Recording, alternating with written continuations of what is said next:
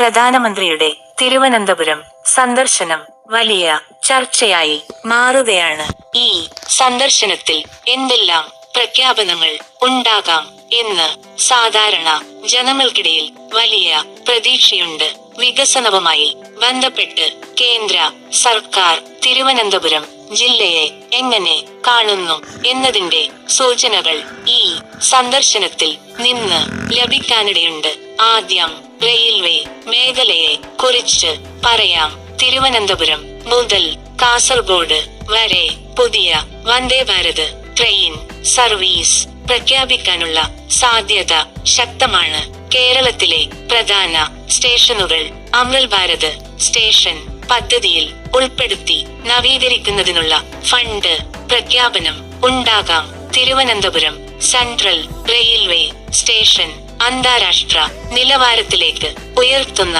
പദ്ധതിയും പ്രഖ്യാപിക്കപ്പെടാൻ സാധ്യതയുണ്ട്. അടുത്തത് ദേശീയപാതയും റോഡ് വികസനവുമാണ്. NH-66 വികസന പ്രവർത്തനങ്ങൾ വേഗത്തിലാക്കുമെന്ന് പ്രഖ്യാപനം ഉണ്ടാകാം. തിരുവനന്തപുരം ഔട്ടർ റിംഗ് റോഡുമായി ബന്ധപ്പെട്ട് കേന്ദ്ര സഹായം വർദ്ധിപ്പിക്കുന്ന തീരുമാനം പ്രഖ്യാപിക്കാം. തുറമുഖങ്ങളിലേക്ക് ബന്ധിപ്പിക്കുന്ന റോഡുകൾക്കും ഫ്ലൈഓവറുകൾക്കും പ്രത്യേക പാക്കേജ് പ്രഖ്യാപിക്കാനുള്ള സാധ്യതയും ഉണ്ട്. വിഴിഞ്ഞം അന്താരാഷ്ട്ര തുറമുഖമാണ് ഈ സന്ദർശനത്തിലെ ഏറ്റവും പ്രധാന വിഷയം. വിഴിഞ്ഞം തുറമുഖത്തെ ദേശീയ പ്രാധാന്യമുള്ള പദ്ധതിയായി പ്രഖ്യാപിച്ച് കൂടുതൽ കേന്ദ്ര സഹായം ഉറപ്പാക്കാൻ സാധ്യതയുണ്ട്. വിഴിഞ്ഞത്തോട് ചേർന്ന് ലോജിസ്റ്റിക് പാർക്ക്, കണ്ടെയ്നർ ടെർമിനൽ, വ്യവസായ മേഖലകൾ സ്ഥാപിക്കുന്നതിനുള്ള പദ്ധതികൾ പ്രഖ്യാപിക്കാം. ഇതിലൂടെ ആയിരക്കണക്കിന് തൊഴിൽ അവസരങ്ങൾ സൃഷ്ടിക്കുമെന്ന് പ്രധാനമന്ത്രി വ്യക്തമാക്കാൻ സാധ്യതയുണ്ട്. ഡിഫൻസ് സ്പേസ് മേഖലയും ഈ സന്ദർശനത്തിൽ പ്രധാനമായും ചർച്ചയാകും. ഇസ്രോ വിക്രം സാരാഭായി സ്പേസ് സെന്ററുമായി ബന്ധപ്പെട്ട് പുതിയ ഗവേഷണ പദ്ധതികൾ പ്രഖ്യാപിക്കാം. പ്രതിരോധ മേഖലയിലെ സ്വകാര്യ നിക്ഷേപങ്ങൾ കേരളത്തിലേക്ക് ആകർഷിക്കാൻ ഡിഫൻസ് ഇൻഡസ്ട്രിയൽ കോറിഡോർ സംബന്ധിച്ച പ്രഖ്യാപനങ്ങൾ ഉണ്ടാകാം. യുവ എഞ്ചിനീയർമാർക്കും സ്റ്റാർട്ട് അപ്പുകൾക്കും ഇത് വലിയ അവസരമാകും.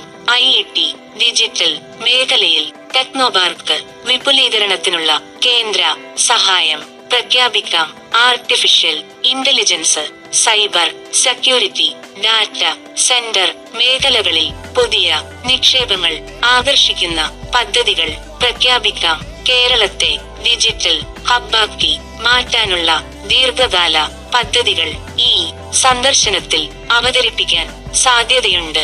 സാമൂഹ്യ ക്ഷേമ മേഖലയും പ്രധാനമായിരിക്കും. വീടില്ലാത്തവർക്ക് കേന്ദ്ര ഹൗസിംഗ് പദ്ധതികളുടെ പുതിയ ഘട്ടം പ്രഖ്യാപിക്കാം. യുവാക്കൾക്കായി സ്കിൽ ഡെവലപ്മെന്റ് പരിശീലന കേന്ദ്രങ്ങൾ സ്ഥാപിക്കുന്നതിനുള്ള തീരുമാനങ്ങൾ ഉണ്ടാകാം. സ്വയം തൊഴിൽ ആരംഭിക്കാൻ യുവാക്കൾക്ക് ലോൺ സബ്സിഡി പദ്ധതികളുടെ അപ്ഡേറ്റും പ്രതീക്ഷിക്കാം. മത്സ്യത്തൊഴിലാളികളും തീരദേശ ജനങ്ങളും ഈ സന്ദർശനത്തിൽ നിന്ന് വലിയ പ്രതീക്ഷയിലാണ്.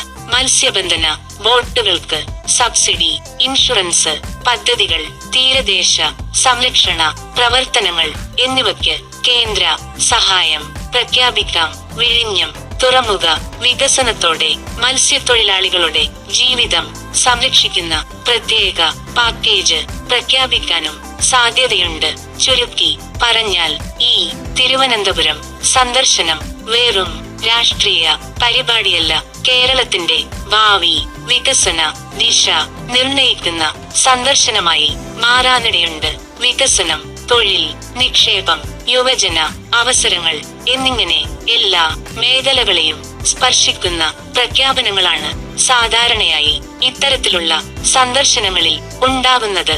അതുകൊണ്ടാണ് ഭാരത് പബ്ലിക് മീഡിയയിൽ ഇത്തരത്തിലുള്ള വിഷയങ്ങൾ വിശദമായി ചർച്ച ചെയ്യേണ്ടത്. കാരണം ഇത് ഓരോ സാധാരണക്കാരന്റെ ജീവിതത്തെയും നേരിട്ട് ബാധിക്കുന്ന സാമ്പത്തിക തീരുമാനങ്ങളാണ്. ഈ വീഡിയോ നിങ്ങൾക്ക് ഉപകാരപ്രദമായാൽ ചാനൽ സബ്സ്ക്രൈബ് ചെയ്യാൻ മറക്കരുത്.